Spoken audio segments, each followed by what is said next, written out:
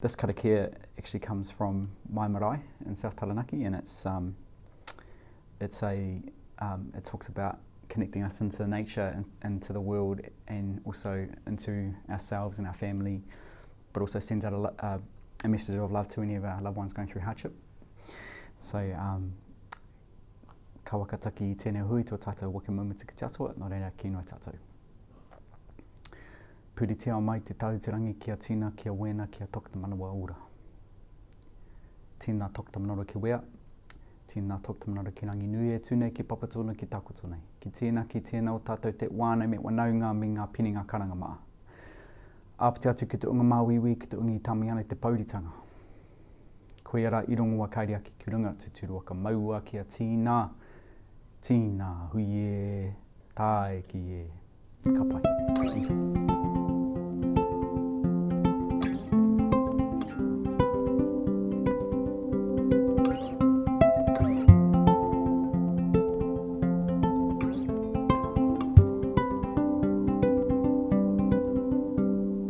Thank you.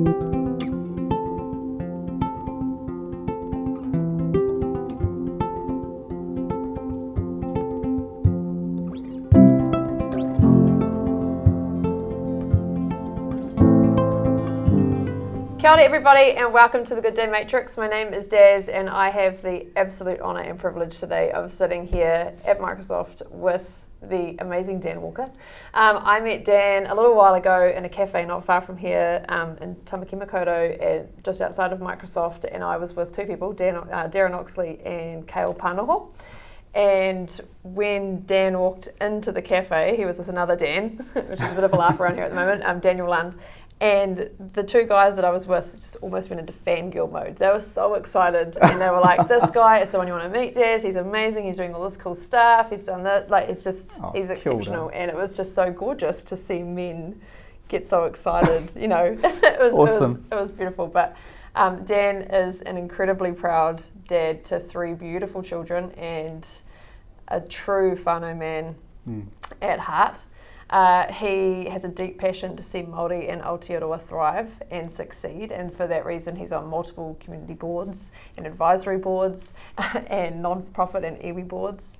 He is a rugby man and also loves good boogie, I hear, so no doubt these little bits will come out and shine as we go, but welcome. Totally. Well, thank you for having us at Microsoft. No mai haere mai. Thank you. Very grateful to be here. We've been having a giggle that it's so quiet here, because at our office it's loud and giggly and a bit crazy, so it's been very peaceful to be here today. Yeah, that's awesome. I can get quite loud, yeah. But right now the Microsoft teams I think they're all on level 6. Okay. So yeah, we're all good down here. Yeah. the peaceful space. Yeah. We've got a lot to talk about today, and I'm really excited, and I think it's going to be helpful to so many people who watch this. So with the Good Day Matrix, our general premise is that wellness is not just body and mind, and wellness is community and identity and environment, and checking in with your soul and knowing what's working and what's not, and when you're feeling off, how to connect in. Totally. And to recognise, and we'll get into this much later in the conversation, but you know, te whare tapawhā, where you know, what quadrant am I not actually taking care of at the moment, or is there one that's lacking, is there one that I need to really connect into? You know, do I need to spend more time with my whānau? Do I need to do something for my hinengaro? Or like, where am I sitting there? So that will come, but we'll start with body, and I'm going to hand it over to you, because you've had quite a journey over the last almost 12 months now.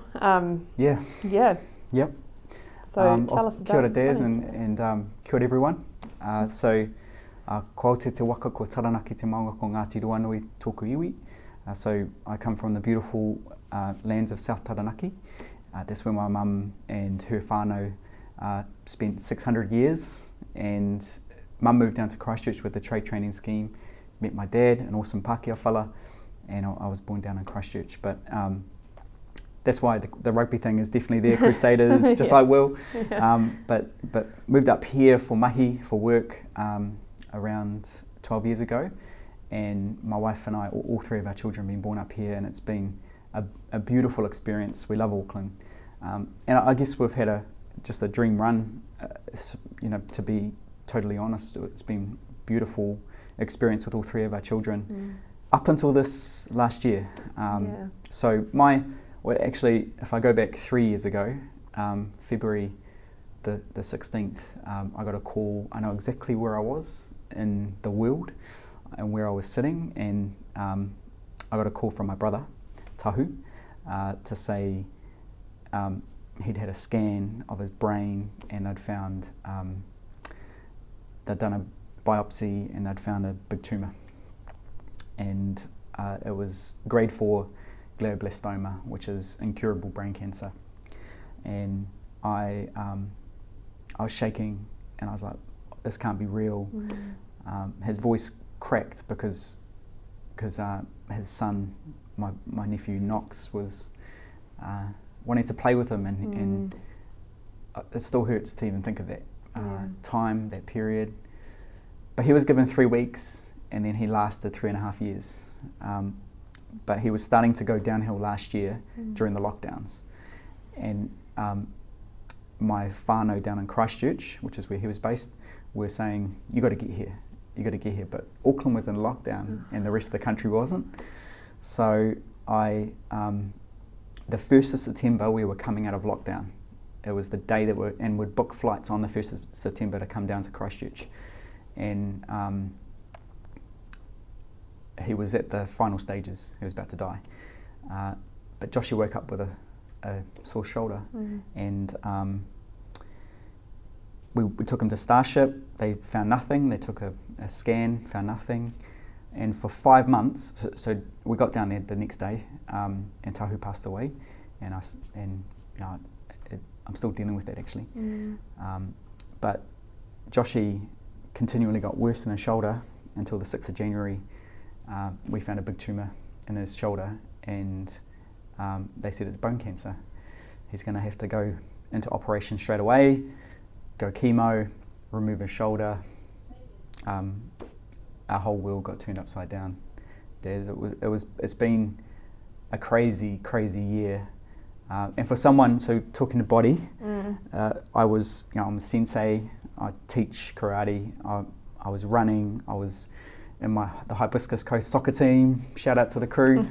And I was Player of the Year last year. So I consider myself a very active person, but that all went to pretty much nothing this year. And surprise, surprise, when I stopped all that, depression and all this, when we talk about wellness and te whānau and how it's all connected, when I couldn't exercise, other things were being affected in my life as well, and I wondered why I was getting depression, why I was feeling despondent, why I started losing hope about things, and it was because I couldn't keep that stuff up. I was constantly, we're living at Starship and there by Joshy's side, which was the right thing to do, but I didn't think about at the time I wasn't thinking about those other well-being factors. We're now coming to the end of his chemo, so he's been chemo all year, lots of operations, still a few more to go, but we kind of feel like we're coming out of it now. So hopefully next week he'll be done, and in the last month I've been building up my strength again and my running. I'm starting to play soccer a little bit again, and soon I'll be, as long as the timing's all right, I'll be able to go back to karate again. And so it's you sort of remember how much you need that physical side of things to really keep your hauora and your well-being strong. That was a big part of it. And when you think of body, for Josh, his body, through no fault of his own, has been severely affected, and there's no way we could, basically chemo pulls you down as close as you can to being killed. But so what we've been focusing on is, if we can't build up his body right now, and he has to be in that space, we can focus on the other quadrants of te whānau and boost those up. So as much as possible, his well-being can be focused on in those areas too. Oh my goodness, Dan. I work with, I train women in my garage still of all the other different things I do, but one is a doctor up at Waikato Hospital. Oh, wow. Not a doctor, or as she always says, I'm not a doctor that could save lives, I'm a doctor of the research and science side. Right. So Still so important, though. And still so important, and she's, shout out Dr. Jones, Amy Yeah. Jones. But she has been working with Te Aho o Te Kahu, which is the Cancer Control Agency. Yes. Yep. And they have been doing sort of a roadshow around Aotearoa to talk about what's lacking for Māori and Pacific Island families within the journey of cancer. And a really big outcome is that there needs to be an elevation of the stories and of their lived experiences of cancer, because people don't talk about it. Totally. And they don't know the issues, they don't know what to look out for, but they also don't understand the fear that sits inside there, but also the models, like knowing that there's something you can do for Joshy as well around his mind and around his soul, those different things that you can... Yeah, community. And, yeah. So how, and you started Hihikoi Aroha, which everybody needs to go and find that Facebook page, please. Totally. A journey of love, and it's gut-wrenching. When I went, I was spending time on it, and I was sitting in my office and my first child came in and he's like, Mum, what's wrong? And I was just streaming with tears, and I was like, and I explained it, and I was like, there's a little boy who's not much older than you, and I'm reading his parents' story about how they're getting themselves through this, and then the next one came in because he'd walked back and going, Mum's crying, and then the next one came in, and the next one. But they've all, I'm so grateful for them, but I'm also grateful that we can have those open conversations, and that we don't hide hard stuff, I guess, that we have those conversations, but that Facebook page is something of beauty and of pain and of everything that's come. But how has that supported you by doing He Hikoi Aroha? Yeah. I think He Hikoi Aroha really, when we think about the community that has helped us through this, the connection that we've managed to build through there has been life-saving. I'll totally be upfront, it's been life-saving. The people who, not just our friends and whānau, but actually people who's complete strangers who have offered their love, support, even just karakia, prayers, has just been amazing. And I'm not one to share that kind of stuff too easily. But Michelle, and even Michelle isn't that way inclined either, but she's been the one who's really managed it, and it's helped her through this too. By sharing, it's helped with her grief and her pain, and also for me, I've shared a few times, it's traumatic. It's probably the most traumatic, it would be the most traumatic thing that I've ever been through in my life. I've gone to depression and back. I, as a man, as a dad, I think parents generally will go through the same experience, but mums will go through their experience, dads will go through their experience. For dads, it's about, we want to be the provider, protector.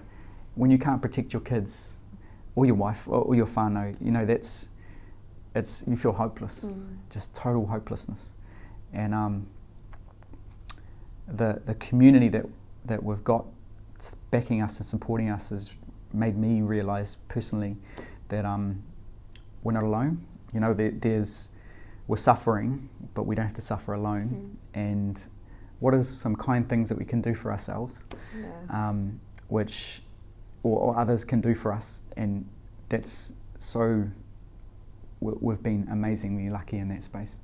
So yeah, Hihikoi Aroha has just been a way for us to share the journey, but also truly has helped support us through this as well.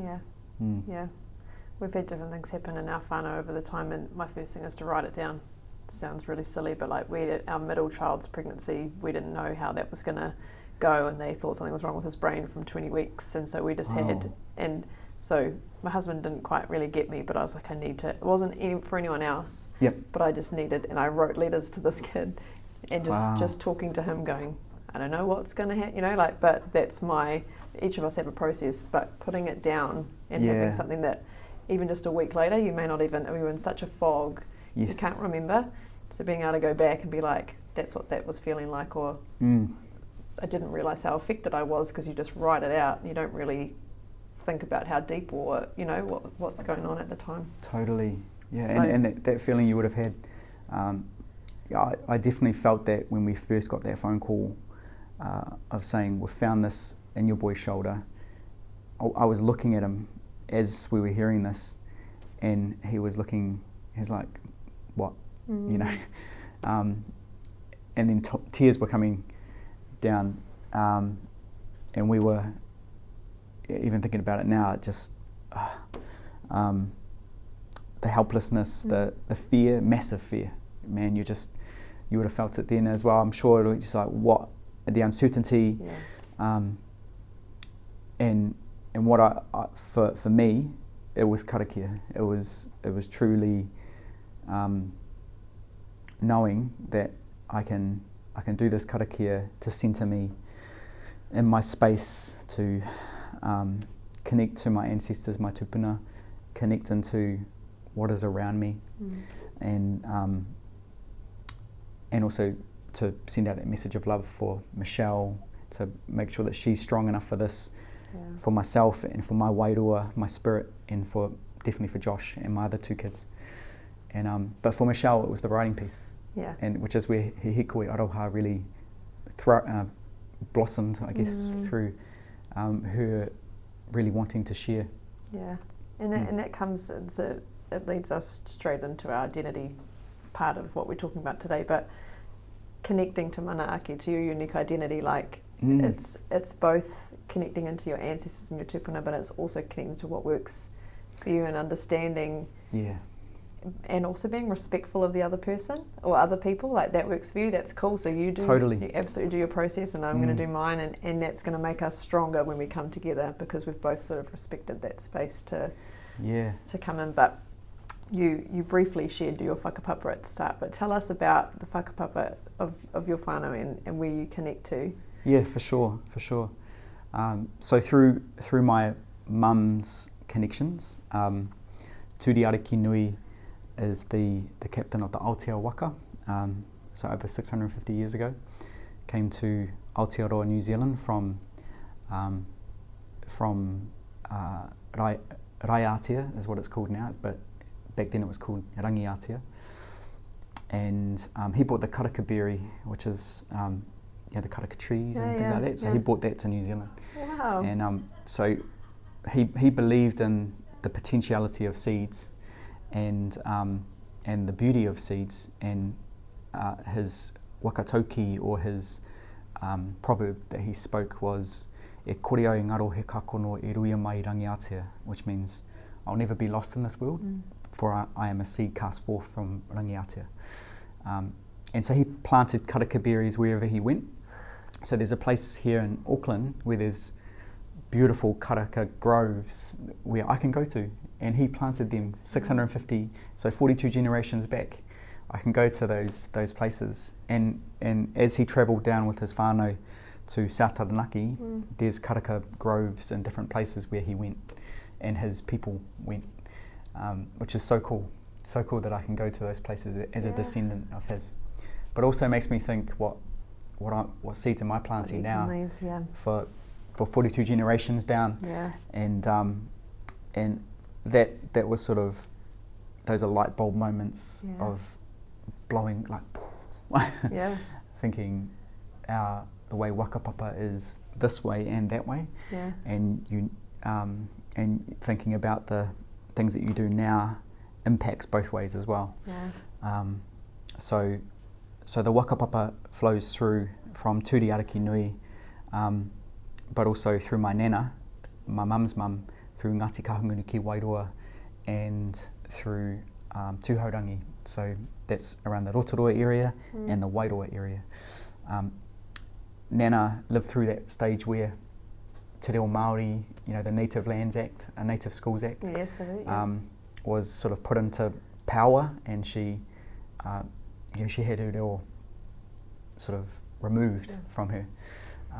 When we think about well-being and those things, cultural well-being is so important, and her name is Te Reo Tohia Taranaki, but Evelyn is what she took, and she did really well in Te Ao Pākehā, and because she did so well there, she made sure that all of her kids did well as well. My mum and all of her brothers and sisters have done phenomenally well.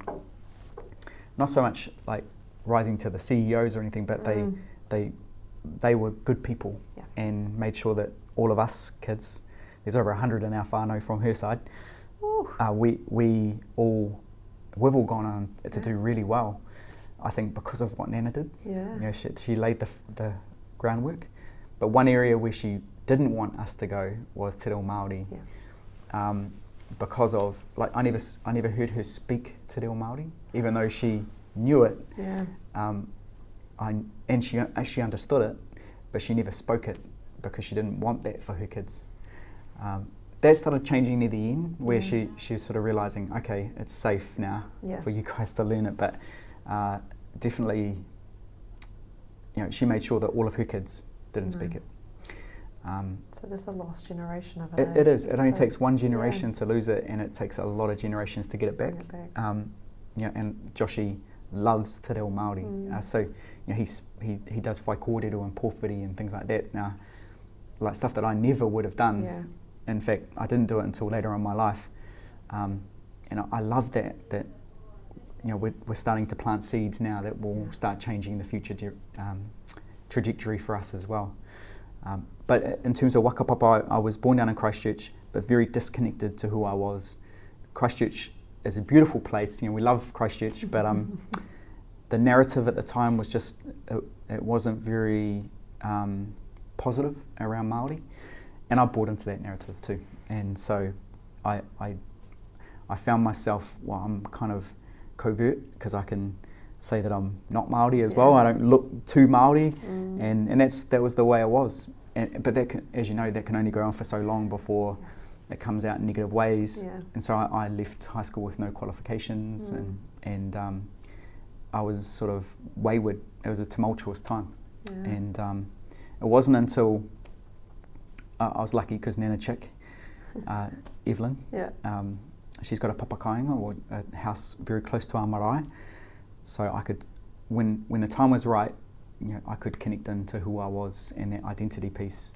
And I remember the time when I truly learned about my whakapapa and who I was, being proud of being Māori. Like, for the first time, I was like, this is beautiful. And the strength that came with that, and the sense of community, the fact that I had all of this whānau in South Taranaki who were in my corner, and I'm in their corner, so that's powerful. And from there, my life started building and re-establishing itself in terms of remembering who I was and reclaiming who I was. And with that,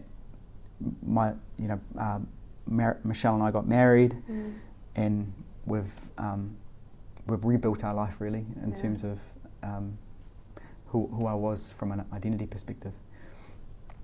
Michelle has a story, and it's her story, but just suffice to say that she's had her battles as well, and through me gaining my strength, I can help her, but she's also so strong, and while she's had a tough trip, it's built up her resiliency to help me as well. So it's been that whole give and take, yin and yang, give and take.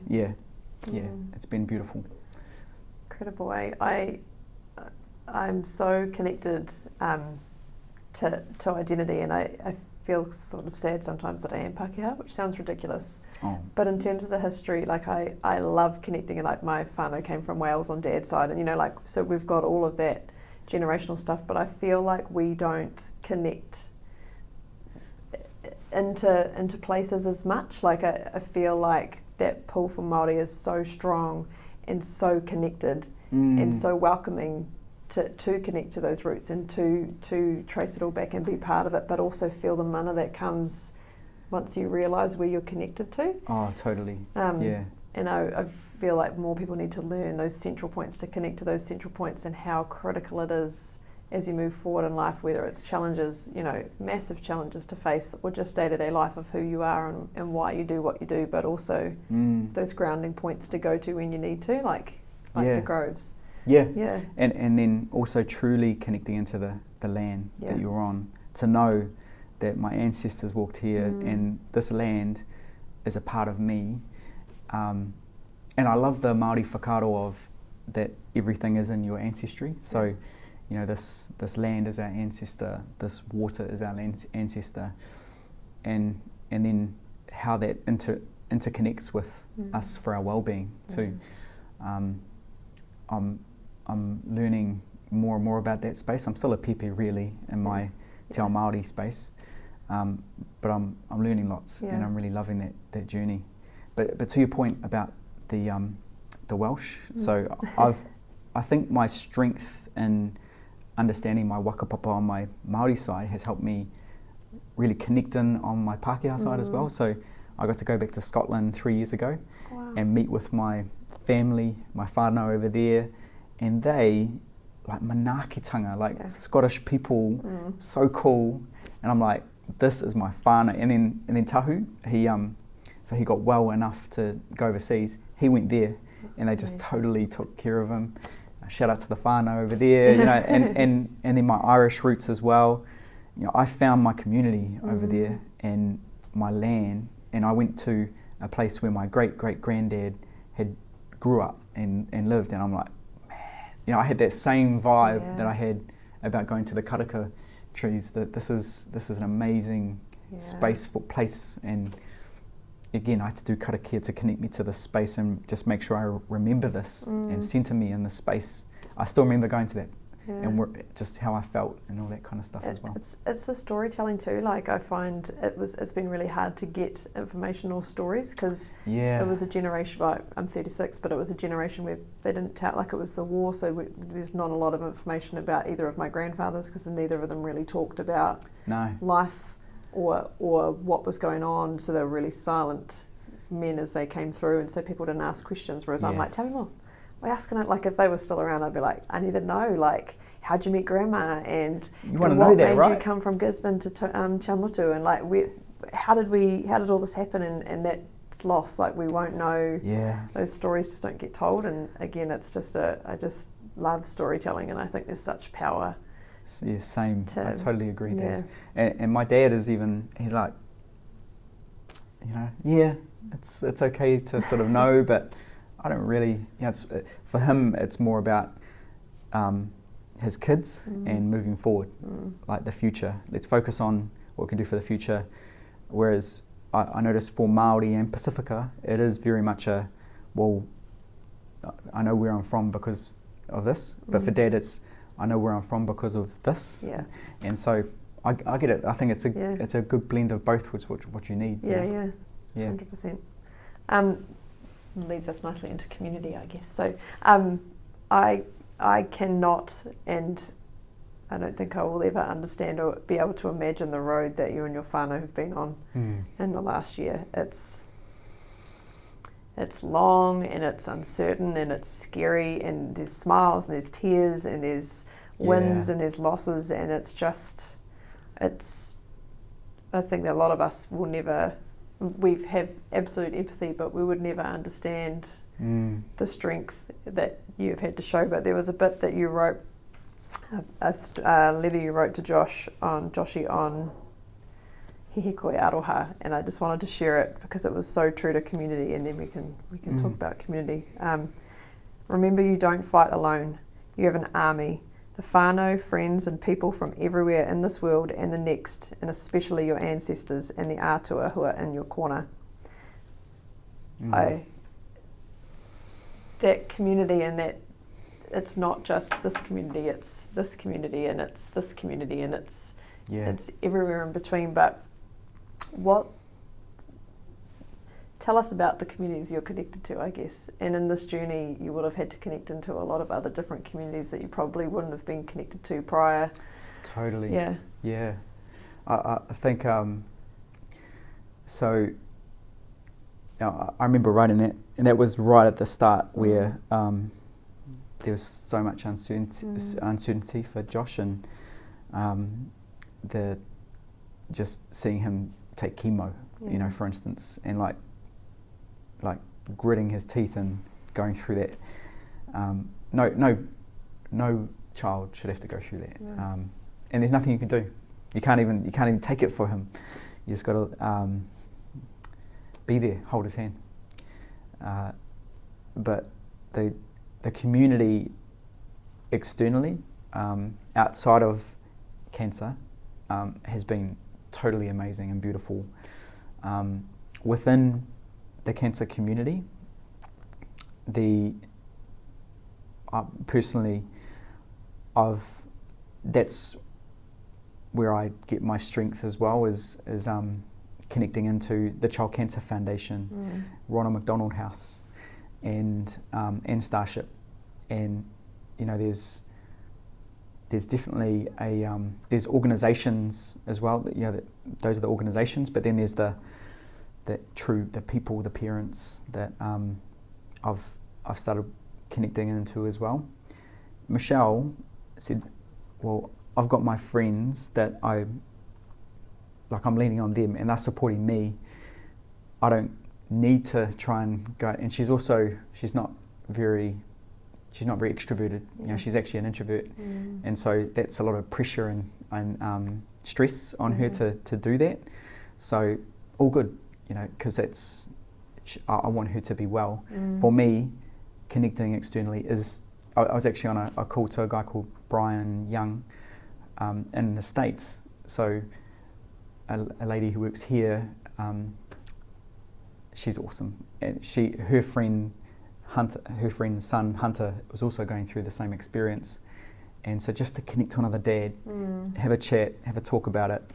I need that stuff. I need to just talk to people who are going through it, and just hear their experiences. And even if it's not the same as mine, I want to hear it, you know. And through that, I feel like I can start building out how I can better deal with it too. There's another dad who has been an amazing supporter of us, and he's been messaging us and saying, "Go Joshy," and he's been a big cheerleader, and he sent us this photo. He went and bought one of those Cokes, you know, and it had Josh on it, and he's like, "I just bought this because I thought of you." I was like, "I haven't even met this guy before," and then I said, I wanted to ask him, so who are you? And he's like, "Oh, my daughter's also got Ewing sarcoma, and she's going through it a week before Joshy. She got diagnosed, and young girl." And then so I was like, "Oh wow," and he was just continually keeping in touch and always supportive. I was like, "I would love to come and meet your daughter." He's like, "Oh, she passed away."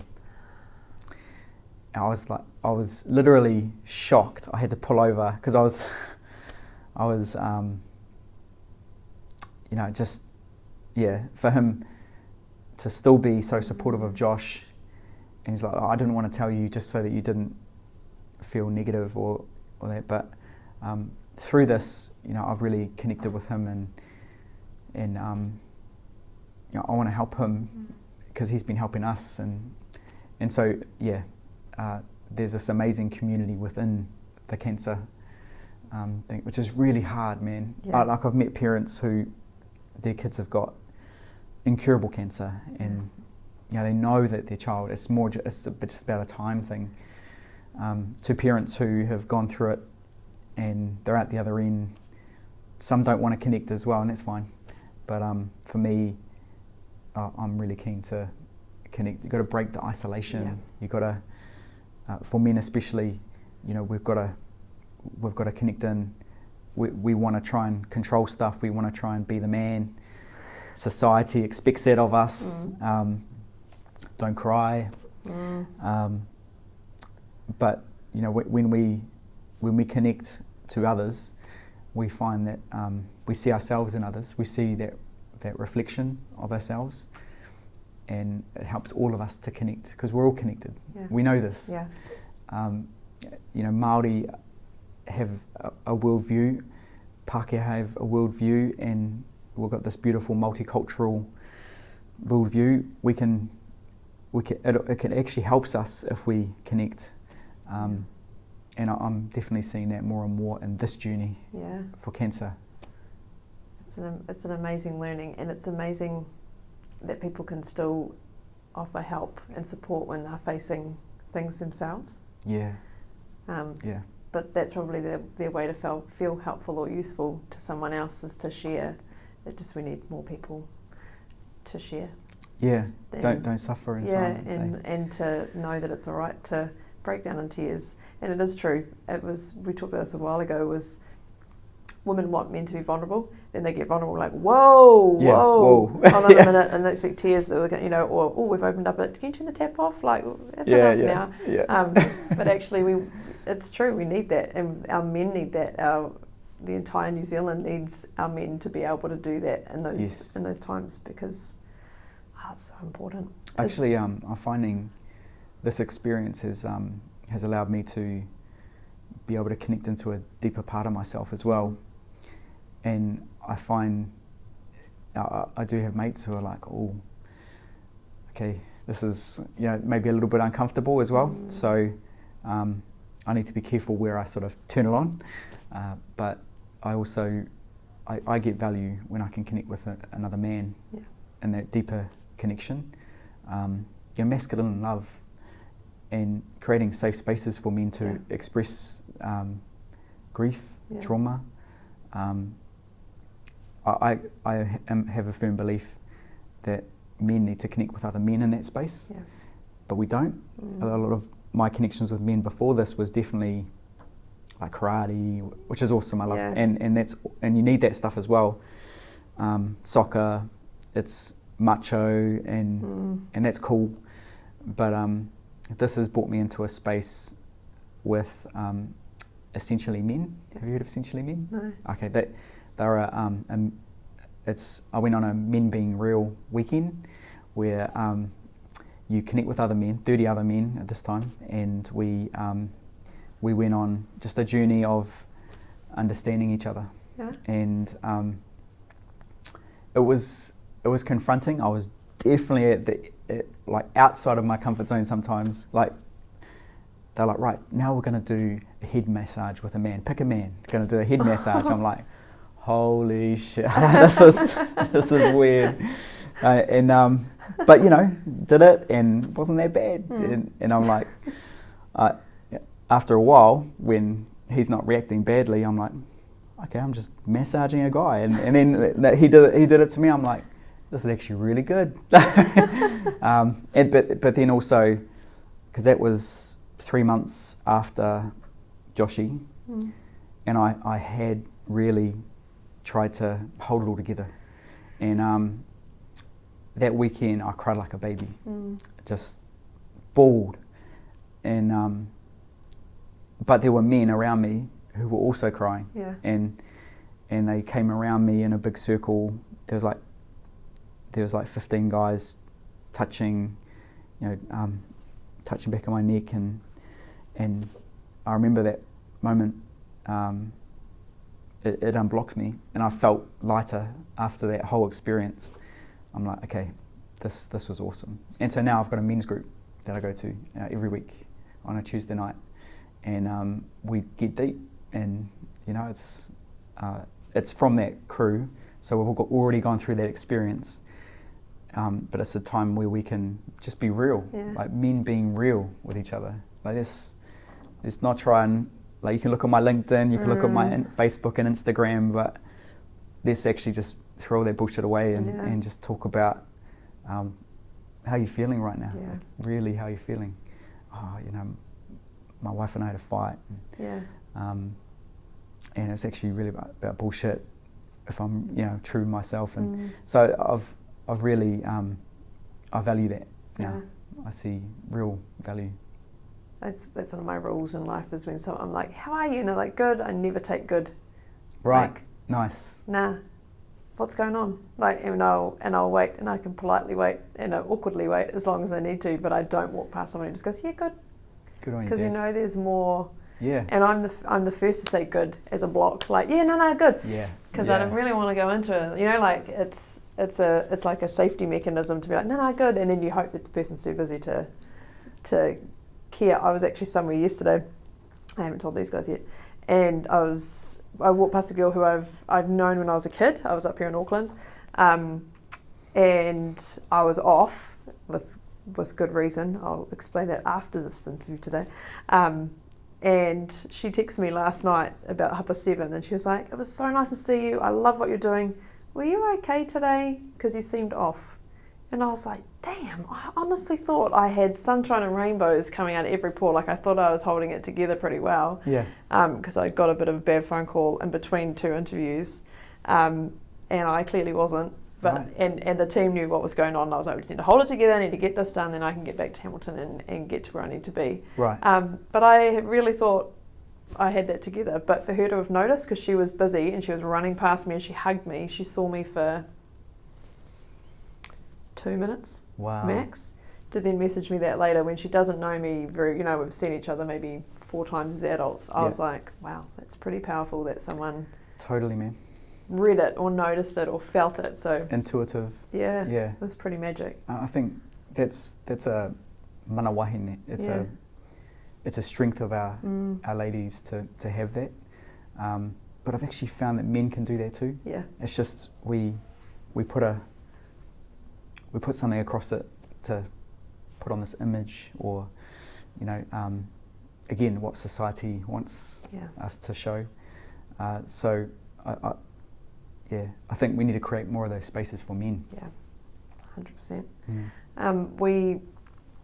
We talk about environment as well as one of our pillars, and that can be a physical environment, it can be work, and it can be home, and it can be sustainable. But we're talking about that environment that we create around ourselves. So what you're putting out and what you're inviting back. So if you're being sarcastic or you're being closed, then that's what you're going to receive back. If you're being vulnerable and you're being kind, then your staff or your people or your family, they're going to know that's the kind of environment that you're creating around yourself. But when we talked obviously about this interview, you talked about your passion and love for Māori health models like Te Whare and Te Wheke. Totally. So I thought we would talk about our holistic health and wellness and just see where that takes us with that. Yeah. So tell us about your passion for them. Well, I guess again, on that journey of reclaiming some of that wisdom that's always been there, but it's just stuff that I didn't learn. And it's Sir Mason Drury's Te Whare. I heard of it, but then really digging into it from a Māori perspective, with people like Mike Moka, with some of our kaumātua and kuia in this space too, and how the connectedness of the meeting house, which reflects the full well-beings of our taha wairua, our spirit, our taha whānau, our family and connections and community and culture, our taha hinengaro, our mind, and then our taha tinana, our body. And then I've seen another one that says taha whenua, which is our connection to land. Yeah. And I sort of was like, okay, that makes sense. But then understanding that all of those things are interconnected, and so, if you stop exercising, if you're very active and then stop exercising, then your body takes a hit, and surprise, what happens to your mind, your spirit, your whānau. You sort of go into this cave and stop connecting, and then your mind creates a bit of a fog. You become depressed. Your spirit, you stop believing in hope, and so it's all connected. But with Te Whare, I believe in this concept because I know that each one is a space where we can, if we invest in one of those areas, it brings benefits into the others. And even if you don't feel at the time, if I do a karakia, it's investing in my spiritual, my taha tinana, but it's also going to, without a doubt, improve those other taha as well. And I wanted to bring this pounamu because this is something that is very special to me. And going back now 8 years ago, I went on something called tuia, which is it's a kaupapa which goes across the whole motu. It spends a year going to all the key kaupapa of Aotearoa for Māori. So we go to the kingitanga and spend 7 days there serving and helping. But in the evenings we sit at the feet of the kaumātua and listen to their stories. Then we go to Parihaka, then we go down to the bottom of the south, and then we go to the top of the north, Te Rereng Wairua. But I got to go to Kati Waiwai and spend time with the iwi there, Tiho Wepu, and it was a beautiful experience for me because I got to learn about Kati Waiwai's connection to Pounamu and this concept of Māori have lost a lot, but they haven't lost their connection to Pounamu and the spiritual connection that it brings. So we went up the Awa, the Arahura River, and he said, if you find any Pounamu up this river, then it's yours. And only the iwi can say that. But he said, don't look for it, let the Pounamu find you. I was like, okay, let the Pounamu find you. He's like, you've got to be in a good space for it. And so I went up and I was up with eight amazing people that were also on the same journey. And they're like, oh, I found one. And no, it's found one. I'm like, okay, got to find one. And we went all the way up, all the way down, and I didn't find any. And I was like, obviously I'm not in a good space to be able to find one and receive one.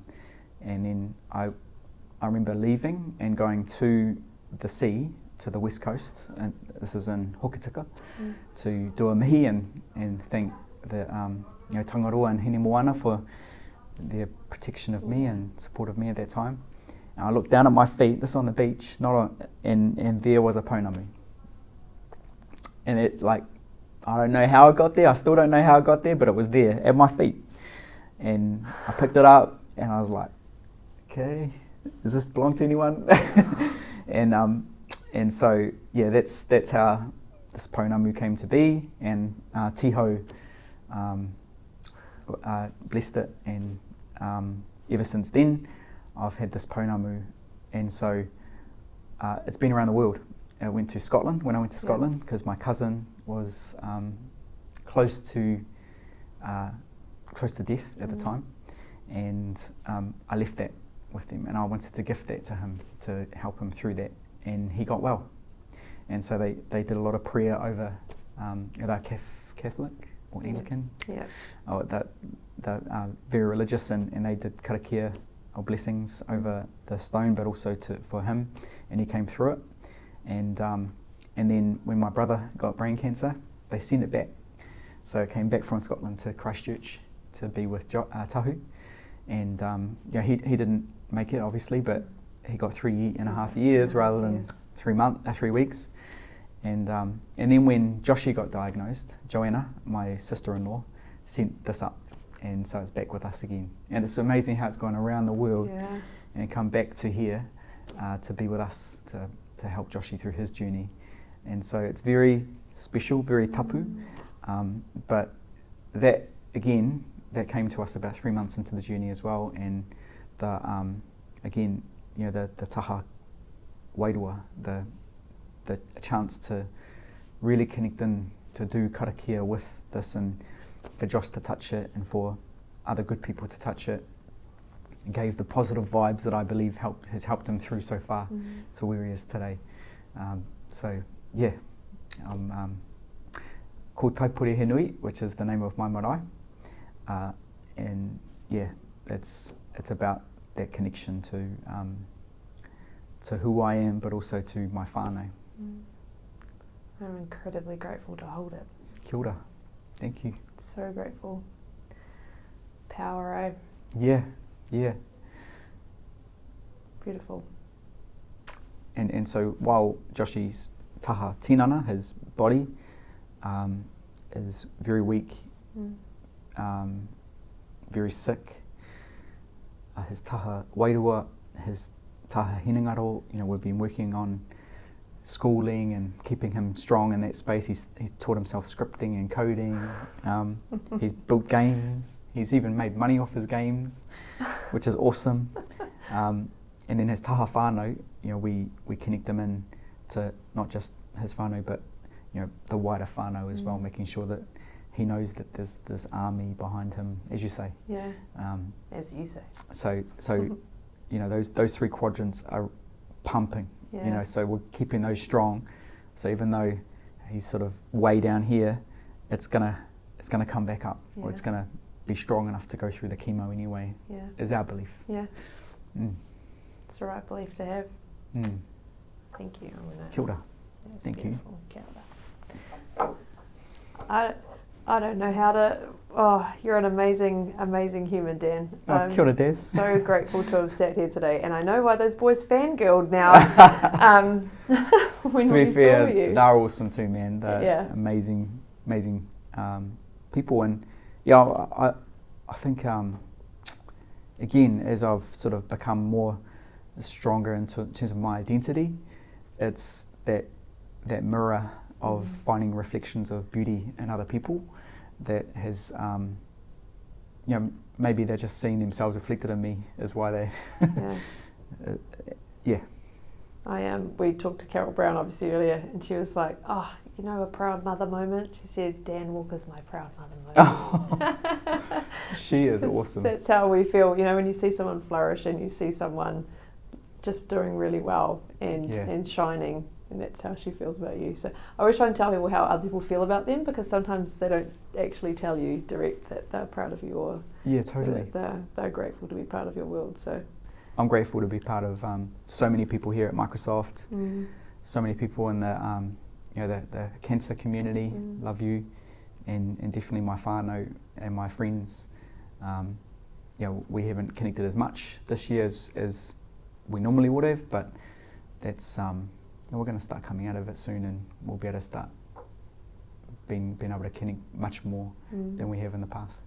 We, all of us and everyone who watches this will be giving all our love to Joshy and you and your whānau for this last part, and for what I imagine is the ongoing part after that of testing and what comes next.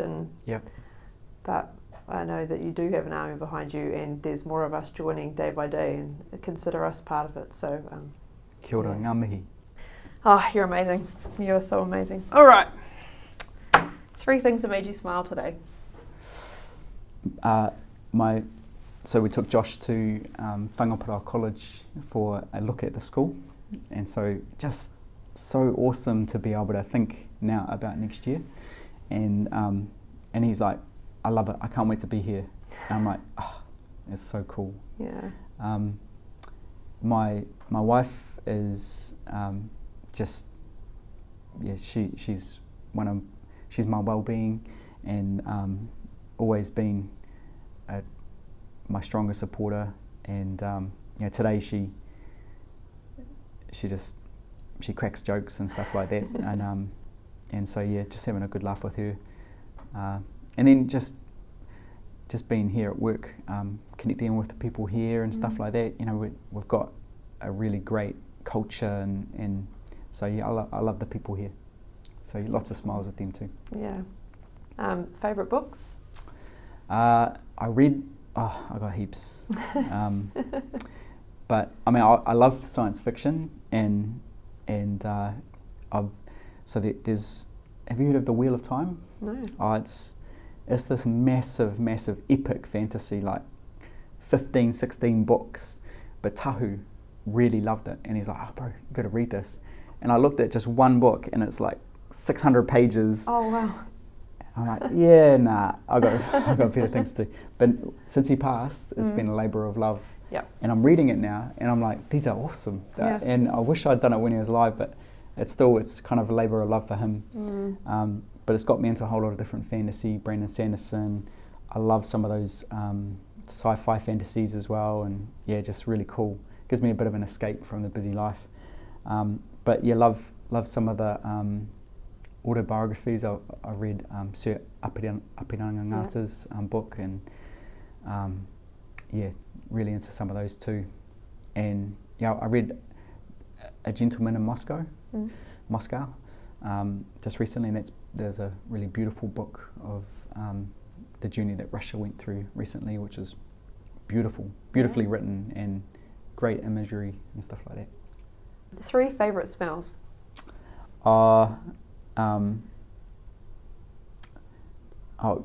We've got my kids have, they can sometimes smell pretty bad. And when I say, like, I'm still wiping Maya's bum, but as smelly as they can get, they're just awesome, humans, and I'm so lucky to have them. Michelle has got this one smell that she got, and it's not even available anymore, so she's saving it, but she brings it out on anniversaries. It's from the Body Shop. Do you remember the Body Shop? Yeah. Yeah. Are they still around? Yeah. There's one. There's definitely one in Hilton. But they don't do that particular fragrance anymore. So she's saving it up, and it reminds me of Rarotonga because she wore it at our honeymoon there and on our wedding day. So yeah, it's a beautiful smell. Does the bottle have like the ingredients on it of what's in it? Nah, it's just got a name, and yeah, we haven't found something quite like it. Yeah. It's her smell. We did a PR course a while ago, and one of the ladies on there makes perfume, so we could try and tee that up to see if she could try and make it. Yeah, we should give it a go. Let's give it a nudge. See if we can get it on. We'll get it on point for you, and then we'll get you like a case of it, so then you never run out. Yes. What makes you laugh? I love seeing humans really living in the moment, and that's when they just come out. It's not scripted. It's just I laugh every day actually with a lot of my colleagues and my friends and my mates and family. So yeah, that makes me laugh. But Maya in particular, my daughter, her and I got a real special connection. She just laughs all the time, and I love it. She's cheeky, and so that and yeah, well, actually all my kids, my son's laughs are all awesome as well. They make me laugh too. I love that. First job? My first job, I was a paper delivery guy in age 7. Age 7? Yeah. Dad's like, get out and get some work. And so yeah, and I didn't remember this, but my stepmom was saying, we used to deliver most of your papers for you. I'm like, oh really? Okay. But yeah, and then after that I got a job when I was 15 at Countdown, which was apparently illegal. You got to be 16 to get a job. 16. But I got a job there, and that was, so yeah, when I left school I went full time into Countdown, and eventually fell into retail at Dick Smith. So my first real job was Dick Smith Electronics in retail, which I loved. And the tech love began. I was always I loved tech, loved gaming in that regard, but that kind of sparked off the understanding how tech worked and stuff. So yeah, that was my first real jobs. Nice. Go to pick me up songs. There's Supermassive Black Hole. Have you heard of that? No. It's Joshie and my song.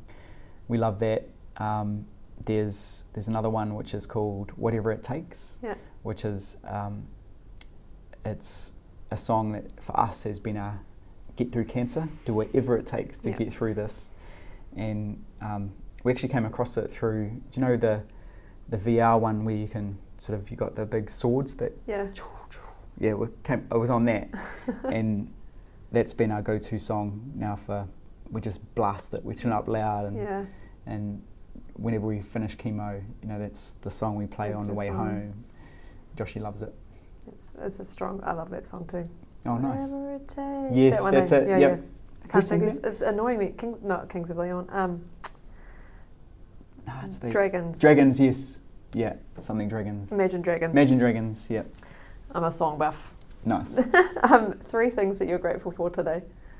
I'm grateful for being here and for meeting you, Des. It's good to, again, connect with people, just my kind of people, really.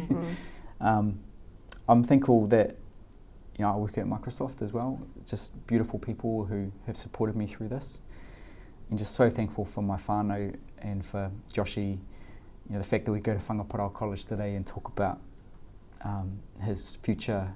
It's just a big change from where we thought we were going to be in January. So I'm feeling really grateful. Thank you for reminding me about that. Yeah, it's important. I try and do my gratefuls every day. Totally. Favourite concert? Well, Michelle and I love our concerts. So, yeah, we've been to Usher and Rihanna. Oh. We're kind of like we're 90s hip hop kind of space. So Friday Jams. Have you been to Friday Jams? yes, man. So good. Awesome. Like It's good just for my one soul. after one Yeah, after. yeah. Yeah. Like I grew up with this music. So yeah, them and we also went to Justin Timberlake. Nice. Yeah, just really love those concerts. UB40 though was the first one we went to in Christchurch. Oh yeah. And UB40 is definitely one of our go-to Highlight reels. as well. Hobbies. Do you have any hobbies? I guess my sports is I get involved in that stuff with the kids. So hobby/sports is karate. I love going for runs and definitely getting out to nature is a hobby of mine too. Reading, and I love cooking. I'm actually a really good cook. Yeah. Nice. And I'm an awesome dancer. I just put out there, I'm probably the best dancer you know. Oh. Yeah. You're making a big call, Dan. Yeah, I grew up in 90s hip hop, so we actually had a dance crew in high school, and shout out to the fellas in Christchurch, and we took out the dance. Oh, they probably won't like me saying this, because these are my cousins and Tahu as well. But we took out the South Island Championships. Wow. Yeah, and toured around the South Island. Timaru, Caroline Bay. Have you been to Timaru? Yeah. Caroline Bay, there's this massive amphitheatre. So we opened for Boney M when they came to New Zealand, which is still my claim to fame. So cool. 10,000, 12,000 people in the audience. No wonder these guys fangirl. Do these guys know this about you? We handed out roses and stuff, so it was totally cheesy, but there was a video, but it's mysteriously gone missing. So I'm sorry, but you won't be able to see. What was your crew called? We're actually called. So this is when Backstreet Boys first came out. It was Backstreet Boys, and we just happened to have people who looked like the Backstreet Boys in it. And I was AJ, and I choreographed the dance moves because that's sort of my passion as well. And but then we became Tahu's boys because Tahu was like the guy who we kind of honoured in it, and so.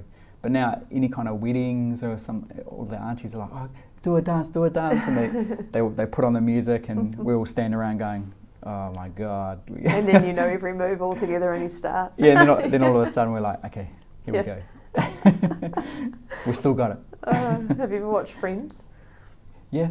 There's this dance sequence that the brother and sister Ross and Monica do, and they're like did it as kids, and then they're in this place, and they're like, should we do the routine? You don't remember the routine, do you? No, I don't remember the routine, and they've got it down. And they've got it totally you down. at a wedding doing it, like, nah, I don't even remember anymore. Like, got this. It's like, particularly my mate Mike and myself, the other guys are like, stop talking about it. But Mike and I, we'll bust it out. Now, I imagine you don't have many of these at the moment, but what does a lazy day look like for you? Just chilling out with the kids. We'll watch a movie, we'll hit the park, and that's my ideal day. And I'm looking forward to that come summer. Yeah. Just chill out days. Yeah. Looking forward to it. Qualities you love about yourself is our last question of the day. I love that I'm a passionate learner. I love learning new things, and I'm willing to put myself out of my comfort zone to learn new things. I love that I'm a committed husband and father, and really want the best for them. I want them to be proud of me and do things that make them proud of me. And I love the fact that I'm Māori and Kiwi. You know, that I come from Te Ao Pākehā and Te Ao Māori. I think that's a gift that is beautiful, and I'm still uncovering the beauty of that every day, which is really cool. It's beautiful. I'm going to add one, your energy. You should love the energy you bring into a room. Awesome. It's pretty spectacular what you feel as you walk into a room, which again, I keep saying those boys, but they must feel that every time they're like, yeah, we've got a meeting with Dan today. They must be like, yeah, this is going to be good. You know? Yeah. That's a pretty special quality. Actually, I got told that by just last week from one of my mates. It's like, you always know when you come into the room. Exactly that from another mate of mine, Chris.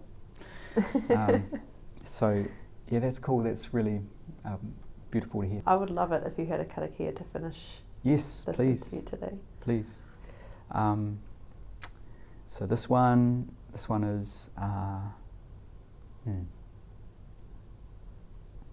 will do the. This karakia is a karakia from the sea, and it talks about